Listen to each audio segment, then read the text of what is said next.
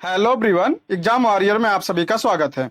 दोस्तों, जैसे आप सभी को पता है कि हम लोग बिहार शिक्षक भर्ती को ध्यान में रखते हुए एडुटेरिया के प्रैक्टिस सेट को कर रहे हैं। इसके पहले के वीडियो में इसके 12 सेट को कर चुके हैं। आज हम इसके सेट नंबर 13 के प्रश्नों को देखेंगे। अगर आपने इसके पहले की वीडियो नहीं देखी है तो प्लीज चैनल पे जाके देख सकते हैं, और अगर आप इसका पीडीएफ चाहते हैं तो ज्वाइन कीजिए हमारे टेलीग्राम चैनल को, जिसका लिंक आपको डिस्क्रिप्शन बॉक्स या कमेंट बॉक्स में मिल जाएगा। तो चलिए शुरू करते हैं। आज का हमारा पहला प्रश्न है, मराठा साम्राज्य का द्वितीय संस्थापक किसको माना जाता है? तो इसका राइट आंसर हो जाएगा ऑप्शन सी, बालाजी विश्वनाथ को मराठा साम्राज्य का द्वितीय संस्थापक माना जाता है। बात करें इनके कार्यकाल की तो 1713 से लेकर 1720 तक ये मराठा साम्राज्य के पेशवा थे।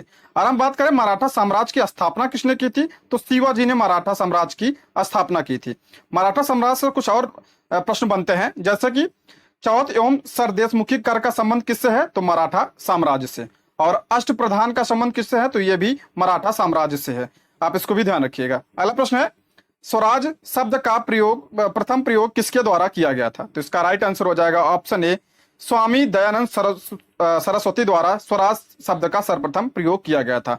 और तथा हिंदी भाषा को राष्ट्रभाषा के रूप में भी स्वीकार किया था किसने? स्वामी दयानंद सरस्वती ने।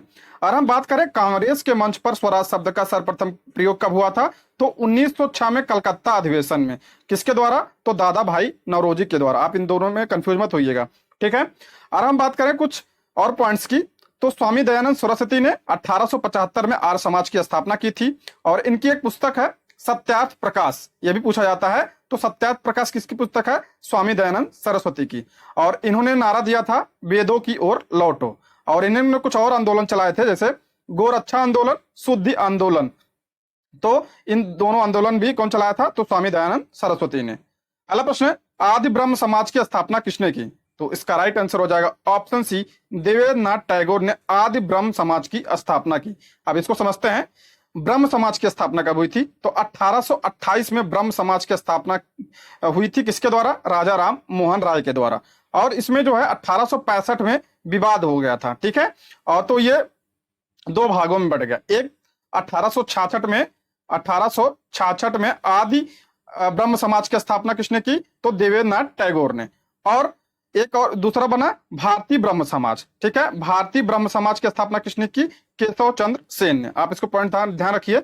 1828 में ब्रह्म समाज की स्थापना राजा राम मोहन राय ने, और उसके बाद 1866 में आदि ब्रह्म समाज की स्थापना किसने की? देवेंद्रनाथ टैगोर ने। और भारतीय ब्रह्म समाज की स्थापना किसने की? तो केशव चंद्र सेन ने। आप इतना इसके बारे में ध्यान रखिएगा।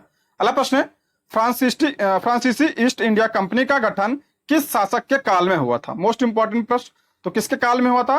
तो लुई 14वें के काल में फ्रांसीसी ईस्ट इंडिया कंपनी का गठन हुआ था। इसका गठन कब हुआ था? तो 1664 में इसका गठन हुआ था। अगला प्रश्न है, निम्नलिखित में से राजा राम मोहन राय द्वारा रचित पत्रिका है? ये भी बहुत ही इंपॉर्टेंट है। पहला है संवाद कौमुदी, ये भी इनकी है। और दूसरा है मिरातुल अखबार, ये भी इनकी है। तो ऑप्शन में ए और बी दिया है यहाँ, लेकिन होगा ए और डी, ठीक है। संवाद कौमुदी और मिरातुल जो है किसकी है? राजा राम मोहन राय की। और सोम प्रकाश किसका है? ये सोम प्रकाश है ये ईश्वर चंद्र विद्यासागर की। अगर हम राजा राम मोहन राय की कुछ और पॉइंट्स की बात करें इनके बारे में, तो इन्होंने 1828 में ब्रह्म समाज की स्थापना की थी, जैसा पीछे मैंने बताया। और 1815 में इन्होंने आत्मीय सभा की स्थापना की थी, ठीक है। और ये पूछा जाता है, राजा राम मोहन राय को राजा की उपाधि किसने दी थी? तो मुगल बादशाह अकबर द्वितीय ने दी थी। अकबर नहीं, अकबर द्वितीय ने इन्हें राजा की उपाधि दी थी। आप इसको भी ध्यान रखिएगा, यह अक्सर एग्जाम में पूछा जाता है। अगला है, इंडियन नेशनल कांग्रेस का वास्तविक नाम किसने सुझाया था? तो इसका राइट आंसर हो जाएगा ऑप्शन डी, दादा भाई नौरोजी ने इंडियन नेशनल कांग्रेस का वास्तविक नाम सुझाया था। और बात करें कांग्रेस की, इसकी स्थापना कब हुई थी? तो 1885 में इसकी स्थापना हुई थी। किसके द्वारा हुई थी? तो ए ओ ह्यूम ने इसकी स्थापना की थी। और इसका प्रथम अधिवेशन कहाँ हुआ?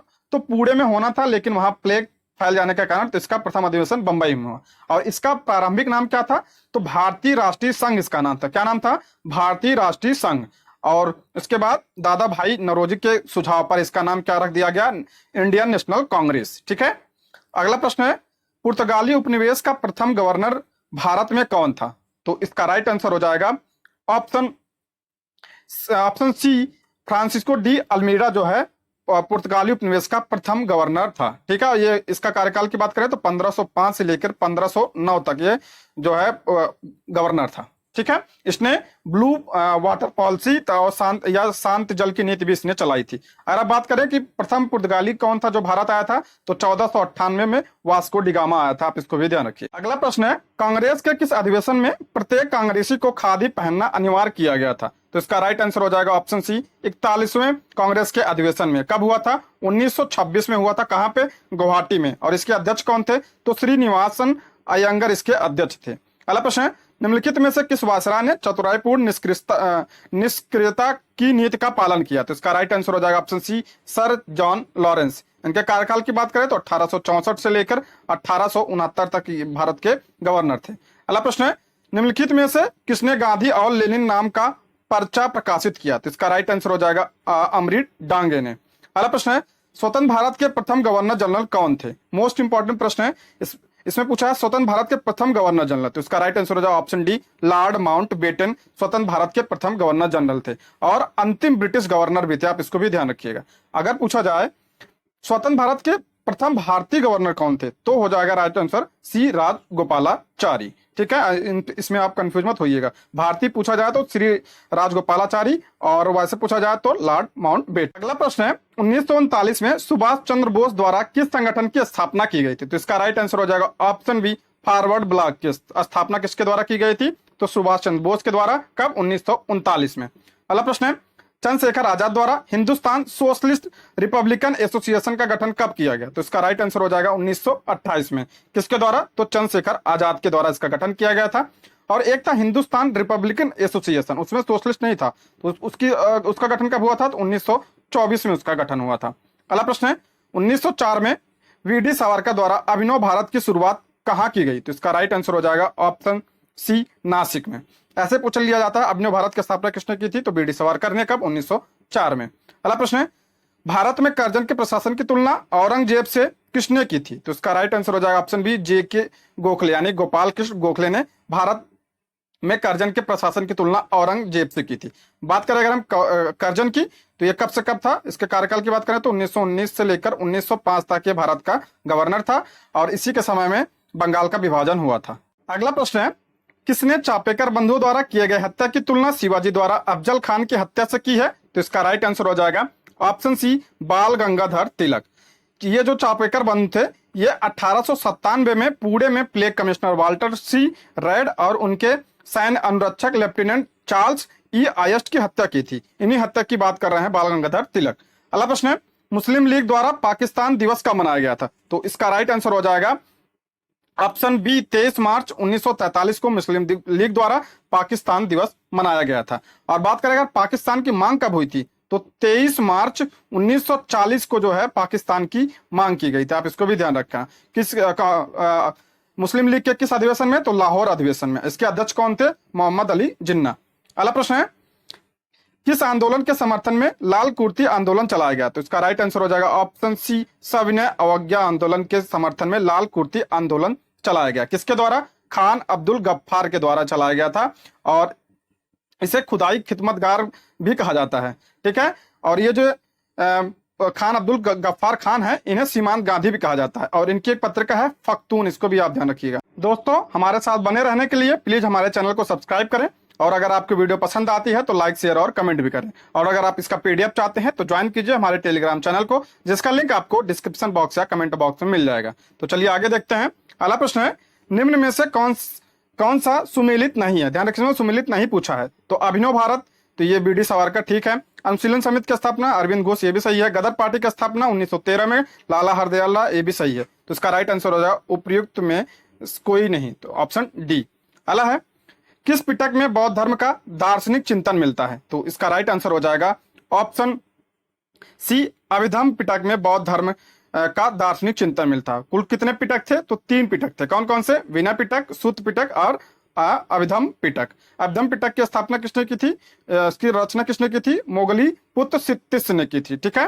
अगला है, निजामुद्दीन औलिया ने किस शासक के लिए कहा कि हुनूज दिल्ली दूरस्थ, यानी दिल्ली अभी दूर है? तो इसका राइट आंसर हो जाएगा ऑप्शन बी, गयासुद्दीन तुगलक को कहा था। अगला प्रश्न है, हिंदुओं के त्योहार में शामिल होने वाला पहला मुस्लिम शासक कौन था? तो इसका राइट आंसर हो जाएगा ऑप्शन बी, मोहम्मद बिन तुगलक जो है हिंदुओं के त्योहार में शामिल होने वाला पहला मुस्लिम शासक था। इसने ध्यान रखिए, इसने सांकेतिक मुद्रा भी चलाई थी, ये भी पूछा जाता है। अगला प्रश्न है, औरंगजेब के समय किस जाट विद्रोही नेता ने अकबर के मकबरे को लूटा था? तो इसका राइट आंसर हो जाएगा ऑप्शन बी, राजा राम। यह जाट जो है नेता था, इसने जो है अकबर के मकबरे को लूटा था। अगला प्रश्न है, हड़प्पा की मोहरों में निम्नलिखित में से किसका चित्रण नहीं मिलता? मोस्ट इंपॉर्टेंट प्रश्न है। तो इसका राइट आंसर हो जाएगा घोड़े का जो है इसमें चित्रण नहीं मिलता। और एक सिंग वाला गाड़ा मिलता है, पीपल के पत्ते मिलते हैं, कुबड़ बैल मिलता है, हाथी भी मिलता है। ठीक है। अगला प्रश्न है, किस वेद में परिचित को कुरुओं का राजा कहा जाता है? तो इसका राइट आंसर हो जाएगा ऑप्शन डी, अथर्ववेद में। अगला प्रश्न है, मेगस्थनीज के अनुसार मौर्यकालीन समाज में किस वर्ग का अस्तित्व नहीं था? तो इसका राइट आंसर हो जाएगा ऑप्शन सी, ब्राह्मण। मेगस्थनीज की पुस्तक का क्या नाम है? इंडिका। ठीक है। मेगस्थनीज के अनुसार जो उस समय का समाज था वो 7 भागों में विभक्त था। ठीक है। कौन कौन से? दार्शनिक, अहिर, किसान, सभासद, कारीगर, शिल्पी, सैनिक, जिसमें ब्राह्मण नहीं था। तो इसका राइट आंसर हो जाएगा ऑप्शन सी।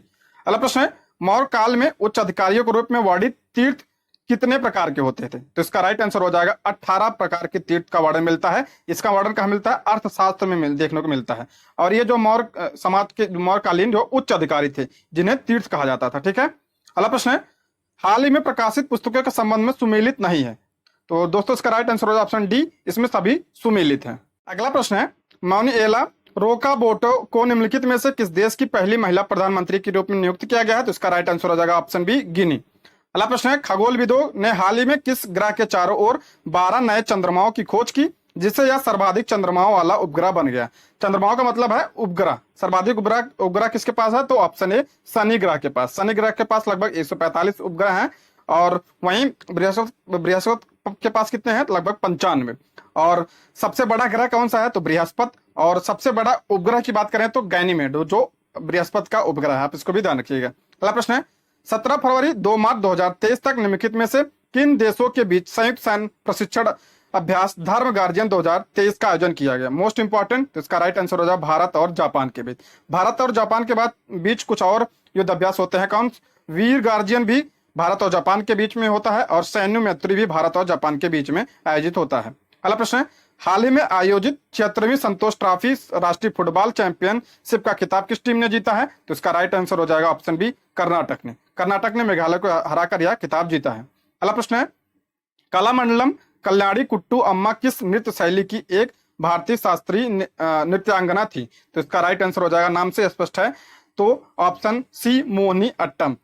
मोहिनी अट्टम किस राज्य का शास्त्रीय नृत्य है? तो केरल का है, आप इसको भी ध्यान रखिएगा। अगला प्रश्न है, भारतमाला परियोजना की शुरुआत कब की गई थी? तो इसका राइट आंसर हो जाएगा ऑप्शन बी, 2017 में भारतमाला परियोजना की शुरुआत की थी। इसका संबंध किससे था? तो सड़क निर्माण से। अगला प्रश्न है, निम्नलिखित में से भारत के सर्वाधिक जनसंख्या वाले राज्यों का सही क्रम क्या है?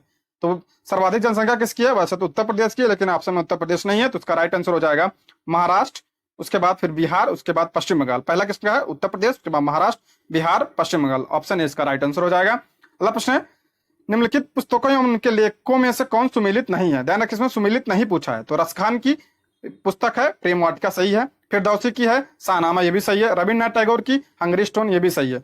लेकिन आंसू जो अमृता प्रीतम की नहीं है, जयशंकर प्रसाद की रचना है। ठीक है। अगला प्रश्न है, निम्नलिखित में से किस देश का राष्ट्रीय खेल फुटबॉल नहीं है? तो इसका राइट आंसर हो जाएगा ऑप्शन डी, मलेशिया का राष्ट्रीय खेल जो है फुटबॉल नहीं है। क्या है? बैडमिंटन यहाँ का राष्ट्रीय खेल है। अगला प्रश्न है, खाद्य मिलावट निवारण अधिनियम पहली बार कब लागू हुआ? तो देख लेते हैं। इसमें देखिए ऑप्शन में लागू कब हुआ था? 1955 में लागू हुआ था। ठीक है। अगर पूछा जाए लागू कब हुआ था तो 1 जून 1955 में लागू हुआ था। और ये आया कब था? 1954 में आया था। लेकिन ऑप्शन में 1955 नहीं दिया, तो इसलिए अगर लगाना है तो ऑप्शन ए इसका राइट आंसर हो जाएगा। अगला प्रश्न है, यूरोपियन कमीशन का मुख्यालय कहाँ है? तो इसका राइट आंसर हो जाएगा ब्रुसेल्स, बेल्जियम में ईयू का जो है मुख्यालय है। अगला प्रश्न है, रेड क्रॉस को अब तक कितनी बार शांति हेतु नोबेल पुरस्कार से सम्मानित किया जा चुका है? तो इसका राइट आंसर हो जाएगा, रेड क्रॉस को अब तक 3 बार जो है शांति नोबेल पुरस्कार मिल चुका है। अब बात करें रेड क्रॉस की, तो इसकी स्थापना कब हुई थी? 1863 में इसकी स्थापना हुई थी। इसका हेडक्वार्टर कहाँ है? जिनेवा, स्विट्जरलैंड में इसका हेडक्वार्टर है। और रेड क्रॉस दिवस कब मनाया जाता है? तो 8 मई को रेड क्रॉस दिवस मनाया जाता है। अगला प्रश्न है, मांडी झागोर नृत्य का संबंध किस राज्य से है? तो इसका राइट आंसर हो जाएगा ऑप्शन ए, गोवा राज्य का संबंध है इससे। और बात करते हैं गोवा किस नदी के किनारे है, तो मांडवी नदी की, आप इसको भी ध्यान रखिए, मांडवी से आप मांडी ध्यान रखिएगा। अगला प्रश्न है, बीसी राय पुरस्कार किस क्षेत्र में दिया जाता है, तो इसका राइट आंसर हो जाएगा ऑप्शन बी, चिकित्सा के क्षेत्र में। बीसी राय मतलब विधान चंद्र राय पुरस्कार किसमें दिया जाता है, तो चिकित्सा के क्षेत्र में। और 1 जुलाई को भारतीय चिकित्सा दिवस भी मनाया जाता है, आप इसको भी ध्यान रखिएगा। अगला प्रश्न है, पौधे जो नमक युक्त मिट्टी में उगते हैं उन्हें क्या कहा जाता है, जो नमक में उगते हैं उन्हें हेलोफाइटा कहा जाता है। और जीरोफाइट किसे कहा जाता है, तो जो किसमें होते हैं, रेगिस्तान में, और पानी में जो होते हैं उसे हाइड्रोफाइटा कहते हैं। अगला प्रश्न है, निम्नलिखित में से कौन सा प्लांट फाइबर तने से प्राप्त होता है, तो इसका राइट आंसर हो जाएगा ऑप्शन सी, सन एम्स जो है एक पौधा जिससे जो है रेसे प्राप्त होते हैं। अगला प्रश्न है, एंथ्रेक्स रोग किसके कारण होते हैं, तो इसका राइट आंसर हो जाएगा एंथ्रेक्स रोग जो होता है ये बैक्टीरिया के कारण होता है, यानी जीवाणु के कारण यह फैलता है। अगला प्रश्न, शरीर का तापमान नियंत्रित करता है, शरीर का तापमान कौन नियंत्रित करता है, तो इसका राइट आंसर हो जाएगा हाइपोथैलेमस। ध्यान रखिए, हाइपोथैलेमस जो है ये भूख, प्यास, हंसी, गुस्सा को भी नियंत्रण करता है। अगला प्रश्न है, रक्त के तरल घटक को क्या कहा जाता है, तो इसका राइट आंसर हो जाएगा ऑप्शन ए, प्लाज्मा कहा जाता है रक्त के तरल घटक को। अगला है, न्यूरॉन का कौन सा भाग कोशिकाएं यानी साइटोन के दूर संकेतों को प्रसारित करने के लिए जिम्मेदार है, तो इसका राइट आंसर हो जाएगा क्या, ऑप्शन सी, एक्सॉन। अगला है, मस्तिष्क का कौन सा भाग सांस लेने और दिल की धड़कन जैसी अनैच्छिक क्रियाओं को नियंत्रित करता है, अनैच्छिक मतलब जो अपने कंट्रोल में ना हो, तो इसका राइट आंसर हो जाएगा ऑप्शन सी, मेडुला ओब्लांगेटा। अगला प्रश्न है, बीसीजी वैक्सीन का इस्तेमाल किसकी रोकथाम के लिए किया जाता है, तो इसका राइट आंसर हो जाएगा टीबी यानी क्षय रोग के इस्तेमाल के लिए किया जाता है, रोकथाम के लिए ये बीसीजी का टीका बचपन में लगता है। इसका फुल फॉर्म क्या होता है, बैसिलस कैलमेट गुरेन जो है इसका फुल फॉर्म होता है। अगला प्रश्न है, सौर ऊर्जा एटीपी में बदलती है, तो इसका राइट आंसर हो जाएगा किसके द्वारा, तो क्लोरोप्लास्ट। ठीक है, अगला प्रश्न है, निम्नलिखित में से कौन सा भौतिक परिवर्तन का उदाहरण नहीं है। भौतिक परिवर्तन क्या होता है, इसमें जो है कोई नया पदार्थ नहीं बनता है। पहला कह रहा है कैन को क्रश करना, कैन को कुचलना, इसमें कोई नया पदार्थ नहीं बना, तो इसका राइट आंसर हो जाएगा ऑप्शन ए। भोजन का पाचन रासायनिक है, बेकिंग सोडा और सिरका का मिश्रण ये भी रासायनिक है, और मोमबत्ती का जलना ये भी रासायनिक, तो इसका राइट आंसर हो जाएगा ऑप्शन ए। अगला प्रश्न है, किसी वस्तु पर लगने वाले बल को मापने के लिए निम्नलिखित में से किस यंत्र का उपयोग किया जाता है, तो इसका राइट आंसर ऑप्शन बी, कमानीदार तुला का। अगला है, सेल्सियस को केल्विन में बदलने का क्या सूत्र है, तो इसका राइट आंसर हो जाएगा ऑप्शन ए, के बराबर सी प्लस 273.1.5।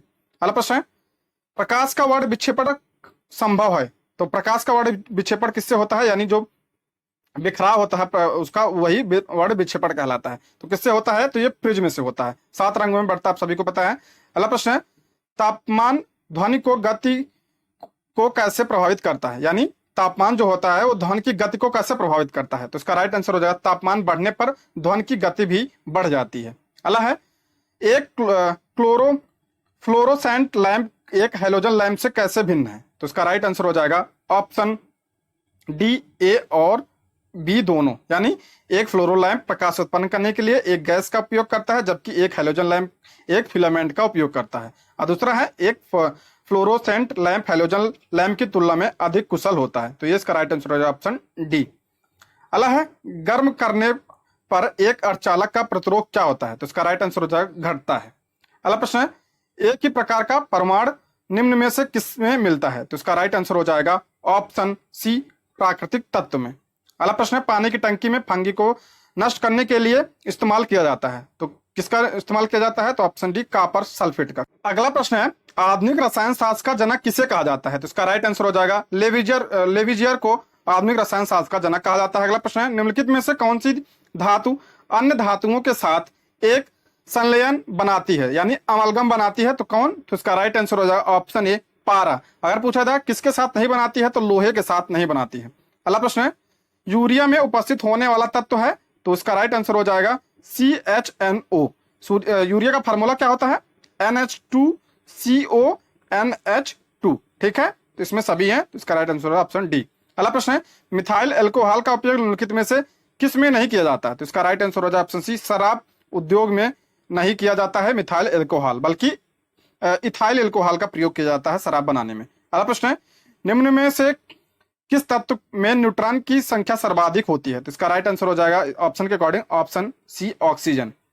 अगला है गैस बिल्डिंग में निम्न में से कौन सा गैस प्रयोग किया जाता है? तो इसका राइट आंसर हो जाएगा ऑप्शन बी ऑक्सीजन एवं एसिटिलीन जो है गैस बिल्डिंग में प्रयोग किया जाता है। अगला कह रहा है भारत के संविधान के ऊपर सबसे अधिक प्रभाव निम्नलिखित में से किसका माना जाता है? तो इसका राइट आंसर हो जाएगा ऑप्शन डी भारत सरकार अधिनियम का जो है सबसे अधिक प्रभाव है हमारे संविधान पे। अगला प्रश्न है हमारे देश में न्यायिक समीक्षा की धारणा किस देश के संविधान से ली गई है? तो इसका राइट आंसर हो जाएगा ऑप्शन बी यूएसए से ली गई है न्यायिक समीक्षा की अवधारणा। यूएसए से और क्या लिया गया है? मूल अधिकार भी यहीं से लिया गया है। बात करें इंग्लैंड की तो इंग्लैंड से क्या लिया गया है? संसदीय प्रणाली और एकल नागरिकता भी यहीं से ली गई है। ऑस्ट्रेलिया से क्या लिया गया है? तो ऑस्ट्रेलिया से समवर्ती सूची लिया गया है। अगला प्रश्न है भारतीय संविधान के निम्नलिखित में से किस भाग में सामाजिक एवं आर्थिक लोकतंत्र को सुनिश्चित किया है? तो इसका राइट आंसर हो जाएगा ऑप्शन सी राज्य के नीति निर्देशक सिद्धांत।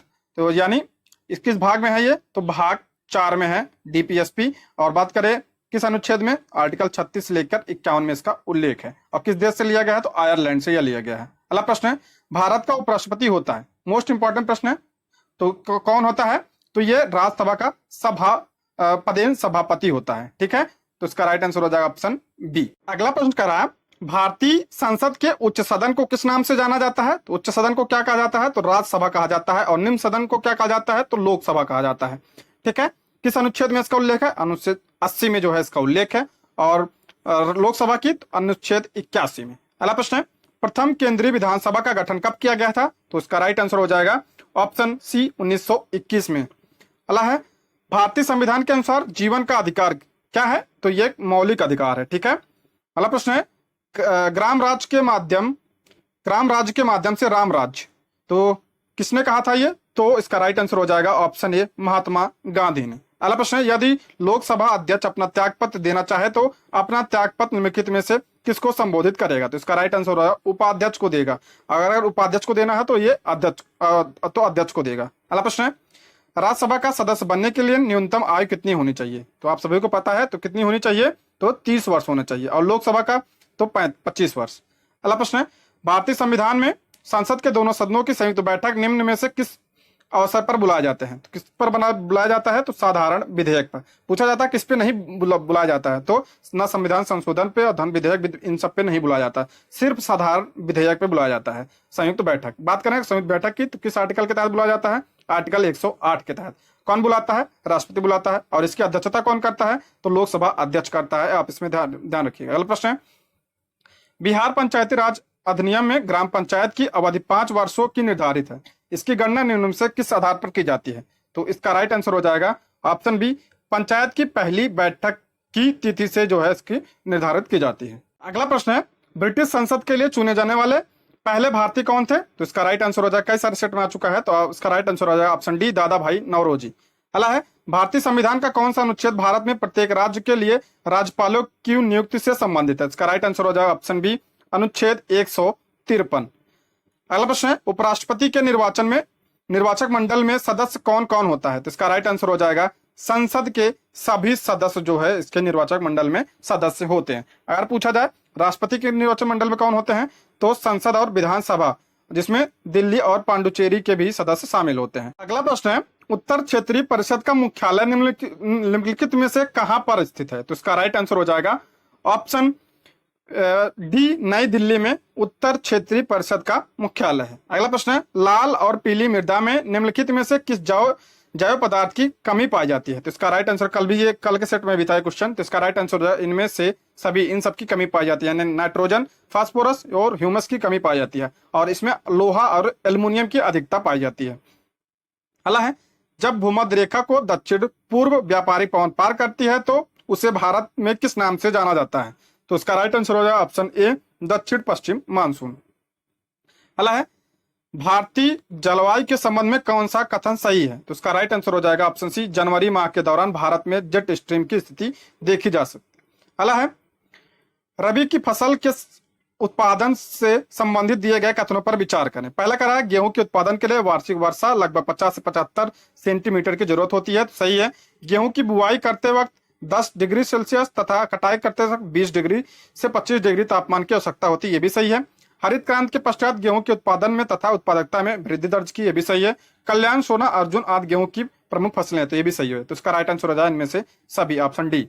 अगला है लेटराइट मृदा में निम्नलिखित में से किसकी प्रचुरता होती है? तो इसका राइट आंसर हो जाएगा लेटराइट मिट्टी में जो होती है किसकी प्रचुरता होती है? तो लोहे की प्रचुरता होती है। अगला है मंगोलाइट प्रजाति निम्नलिखित में से किस क्षेत्रों में निवास करती है? तो इसका राइट आंसर हो जाएगा लद्दाख, उत्तर पूर्वी राज्य सिक्किम, तो ऑप्शन डी। अगला कह रहा है न्यून वर्षा वाले क्षेत्र में निम्नलिखित में से कौन सा क्षेत्र शामिल नहीं है? तो इसका राइट आंसर हो जाएगा मणिपुर इसमें शामिल नहीं है। और सबसे कम वर्षा कहाँ होती है? तो लेह में सबसे कम वर्षा होती है, और सबसे अधिक तो मानसीराम मेघालय में। अगला है लक्षद्वीप में उष्णकटिबंधीय जलवायु है, इसका औसत तापमान कितना डिग्री सेल्सियस है? तो इसका राइट आंसर हो जाएगा ऑप्शन सी 27 डिग्री सेल्सियस। अगला प्रश्न है कोको स्ट्रेट निम्नलिखित में से कहाँ है? तो इसका राइट आंसर हो जाएगा उपयुक्त में से कोई नहीं। कहाँ पे है कोको स्ट्रेट? तो ये अंडमान, उत्तरी अंडमान में है, ठीक है। अगला प्रश्न है निम्न में से किस नदी का उद्गम मैदानी क्षेत्र से है? तो इसका राइट आंसर हो जाएगा गोमती नदी। गोमती नदी गंगा की सबसे बड़ी सहायक नदी है। अगला है विष्णु प्रयाग के निकट अलकनंदा की कौन सी धाराएं आपस में मिलती है? तो इसका राइट आंसर हो जाएगा धौली गंगा और विष्णु गंगा। तो इसका राइट आंसर हो जाएगा ऑप्शन बी। निम्न में से किस नदी को सांगपो के नाम से जाना जाता है? तो इसका राइट आंसर हो जाएगा ऑप्शन ए ब्रह्मपुत्र नदी को तिब्बत में सांगपो नदी के नाम से जाना जाता है। अगला प्रश्न है माउंट हैरियट अंडमान एवं निकोबार द्वीप समूह के किस क्षेत्र में है अवस्थित है? तो इसका राइट आंसर हो जाएगा दक्षिणी अंडमान में माउंट हैरियट। अगला है बांगर के संबंध में कौन सा कथन गलत है? तो इसका राइट आंसर हो जाएगा यह नवीन मृदा। यह नवीन मृदा नहीं होती है, पुरानी मृदा होती है, ठीक है। ऑप्शन इसका राइट आंसर हो जाएगा। दोस्तों ये रहे आज के प्रश्न। Thank you for watching.